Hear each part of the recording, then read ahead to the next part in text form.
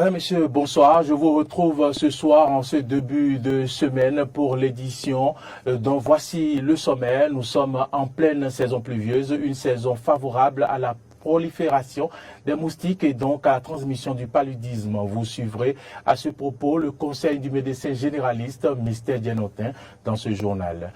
La destruction des infrastructures dans la commune d'Abomey-Calavi devient un phénomène récurrent. Mais qu'est-ce qui l'explique? Élément de réponse dans cette édition. Hors de nos frontières, les présidents sénégalais Macky Sall et sud-africains Cyril Ramaphosa représentent l'Afrique au sommet des dirigeants du G7 en Allemagne depuis hier. Nous en parlerons également. Voilà pour le sommet, le développement, c'est dans un court instant.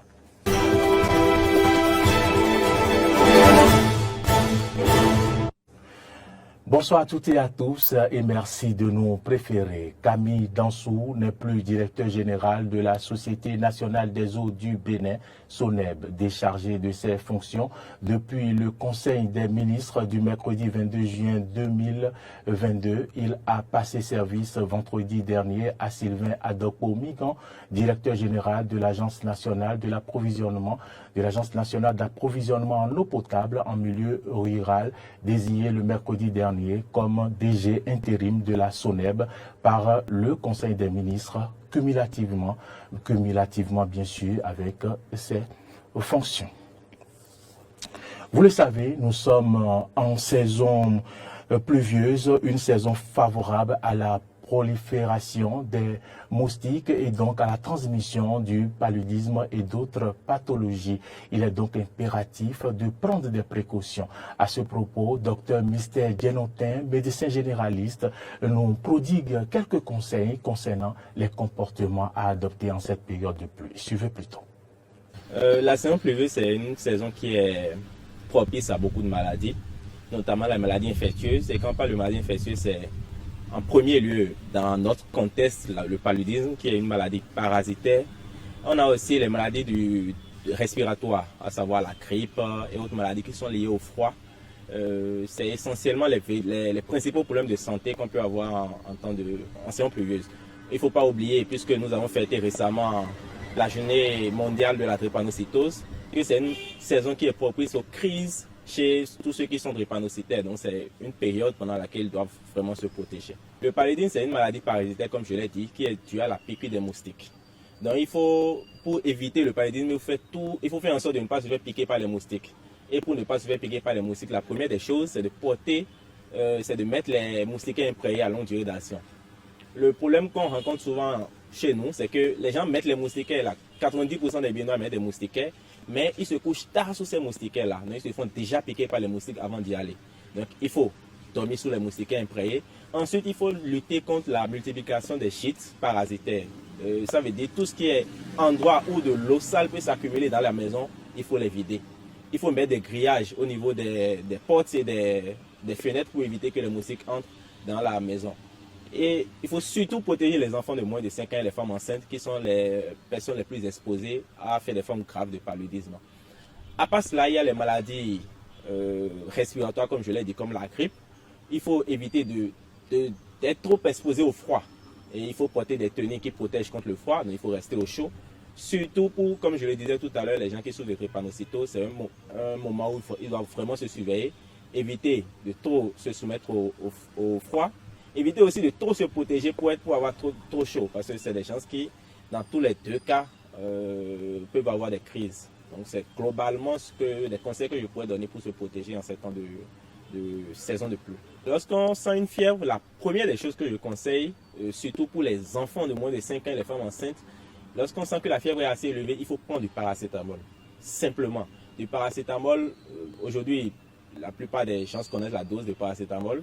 Chez les enfants, il y a des sirops qui sont dose poids. Donc il faut juste prendre la dose et prendre pour faire baisser la fièvre et ensuite aller à l'hôpital.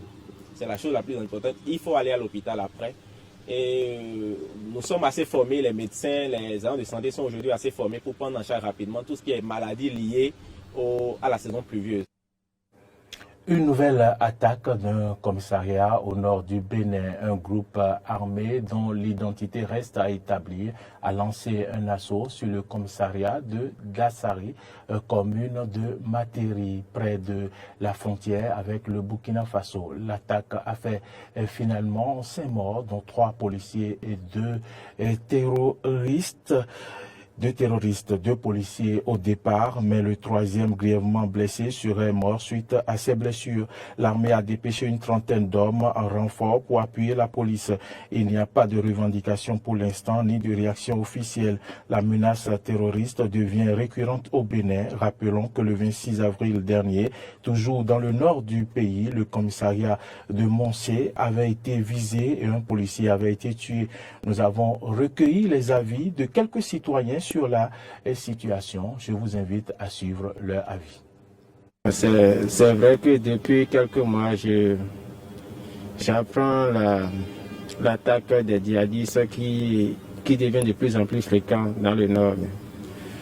Pour moi, c'est un peu inquiétant parce que c'est un truc que j'entends souvent parler dans les autres pays. Et je supposais que, bon, comme ça se passait dans les autres pays, les mesures étaient prises ici pour empêcher ça. Mais voilà que ça a commencé ici et ça devient de plus en plus fréquent. Donc je pense que c'est un truc qui met la population en danger, qui met la vie des étrangers qui viennent nous voir et investissent dans le pays en danger et qui fait peur à tout le monde, aux Béninois et aux étrangers aussi. Donc moi je demande au gouvernement de prendre des mesures, vraiment des mesures radicales pour empêcher ça, sinon pour éviter ça la prochaine fois. Vraiment, c'est pitoyable. J'ai été à une mission la fois dernière à Polga. Il n'y avait plus du monde là-bas. Et j'ai demandé à un pompiste qui m'a dit que c'est à cause des djihadistes que le quartier est vide comme ça. Donc ça fait peur et c'est touchant. Seulement, on ne sait pas quoi dire, mais on demande toujours au gouvernement de voir comment faire pour que on aura la paix du cœur. Je vais demander de renforcer nos forces armées béninoises et nous allons toujours prier à Dieu pour voir ce que ça va donner. De mon point de vue, là, on ne doit pas craindre. On ne doit pas craindre, surtout celui qui met sa confiance en Dieu. Tout ça là est déjà annoncé dans l'Écriture sainte. Ça là est déjà annoncé que il y aura des événements qui vont choquer. Il faudrait que l'État augmente plus de sécurité ou bien veille au grain à la frontière pour que ceux qui quittent l'extérieur soient toujours tout le temps contrôlés. Il faut bien sécuriser les frontières. Il faudrait qu'on prie que chaque religion se munit de sa prière. Puis on a dit, priez en tout temps. Votre ennemi rougit comme de lion et tourne autour du pot et cherche qui a dévoré. Donc, en tant que chrétien, votre devoir est de prier pour la nation, de prier tout le temps pour la nation dans laquelle vous êtes. Parlons à présent de la destruction des infrastructures routières dans la commune d'Abomey-Calavi. C'est un phénomène récurrent qui interpelle tous les citoyens béninois. Je vous invite à suivre dans ce reportage que vous propose la rédaction le constat fait par notre consoeur Flora Edo. Des poteaux démolis, des pavés déterrés, des feux tricolores en mauvais état par endroits. C'est le constat fait dans la commune d'Abomey-Calavi. Pour les citoyens rencontrés, plusieurs raisons expliquent l'état de ces infrastructures.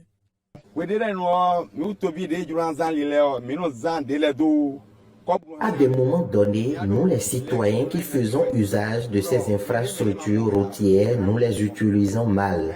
Nous détruisons les infrastructures pensant que comme nous n'avons pas été surpris par quelqu'un, il n'y a pas de problème. Ceux à qui l'État confiait les réalisations de ces infrastructures aussi, il y en a qui ne le faisaient pas bien, mais de nos jours, cela n'est plus le cas.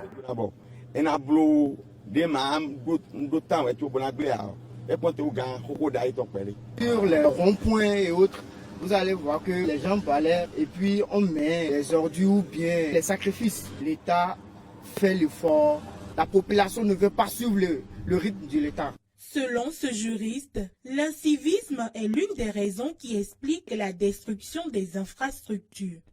C'est un problème d'incivisme parce que vous voyez des jeunes qui se lèvent pour pouvoir réclamer un droit, une liberté, mais pensent que c'est en détruisant les infrastructures qui sont réalisées avec nos frères. Bien que l'incivisme est puni par la loi, la méconnaissance des textes de loi explique selon les usagers le phénomène. Il y a plein de lois, mais les citoyens ne savent pas qu'elles existent ou dans certains cas, la corruption fait que ceux qui sont auteurs de cette destruction ne sont pas punis à la hauteur de leur acte.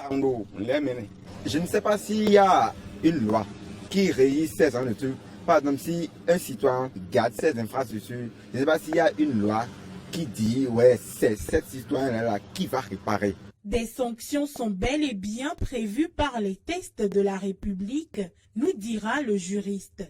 Il y a plusieurs lois qui régissent la protection des infrastructures au Bénin, la loi 4 sur l'environnement, également le code pénal en vigueur au Bénin. Il peut y avoir des destructions d'infrastructures au Bénin de manière volontaire ou involontaire. Involontaire par accident de circulation ou par vandalisme. Là, c'est de manière volontaire. Dans le premier cas, la loi 4 a prévu que les policiers imposent à ces auteurs des amendes qu'ils iront payer au trésor pour participer à rétablir l'infrastructure qui a été détruite. Lorsque ce comportement survient par vandalisme, c'est-à-dire une personne ou un groupe de personnes décide volontairement de détruire des infrastructures, alors c'est le code pénal qui prend ce comportement en charge et en la matière, la sanction part de 20 ans jusqu'à perpétuité. Pour remédier à la méconnaissance des lois par les citoyens, le juriste propose une meilleure vulgarisation des tests. Il y aura également un effort de sensibilisation de la population parce qu'il ne s'agit pas de voter les tests et de rester dans son bureau et de penser que la population va certainement respecter ces tests-là. Des dispositions doivent être prises pour exiger réparation aux personnes qui détruisent les infrastructures routières, vu les efforts du gouvernement à densifier le réseau routier au Bénin. Hors du Bénin à présent, les dirigeants des pays du G7 sont réunis depuis hier dans les montagnes du sud de l'Allemagne pour un sommet de 3 jours au chevet d'un monde de crise, de la guerre en Ukraine à la sécurité alimentaire. Les présidents sénégalais Macky Sall et sud-africains Cyril Ramaphosa ont également été invités à participer aux échanges. Les pays du G7 se sont engagés à lever 600 milliards de dollars de fonds privés et publics sur 5 ans pour financer des infrastructures dans les pays en développement et répondre donc aux projets portés par la Chine. Autre information, les pays du G7 réunis en sommet en Allemagne vont resserrer encore l'étau économique autour de la Russie, en particulier en développant un mécanisme pour plafonner au niveau mondial le prix du pétrole russe, a déclaré aujourd'hui un haut responsable de la Maison-Blanche.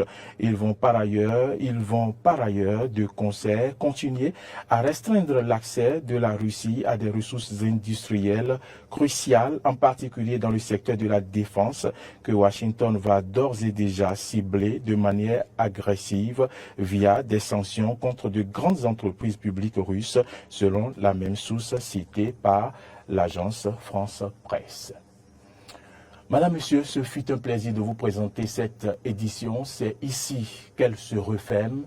Nos informations continuent sur nos différentes plateformes YouTube, Twitter, Facebook et sur notre site internet www.benin-eden.tv.